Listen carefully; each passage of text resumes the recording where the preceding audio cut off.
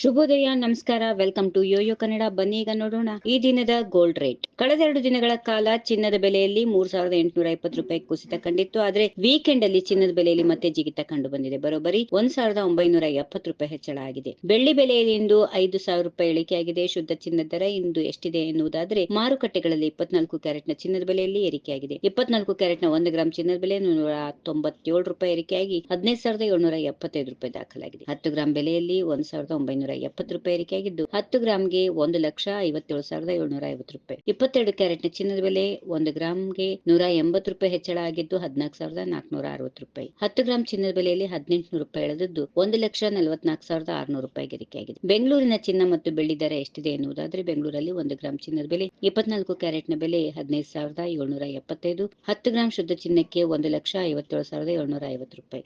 ಈ ಬೆಲೆಯಲ್ಲಿ ಜಿಎಸ್ಟಿ ಸೇರಿಲ್ಲ, ಹೀಗಾಗಿ ಮಳಿಗೆಗಳಲ್ಲಿ ವ್ಯತ್ಯಾಸ ಇರುತ್ತದೆ. ಬೆಳ್ಳಿ ಬೆಲೆಯಲ್ಲಿ ಇಳಿಕೆ.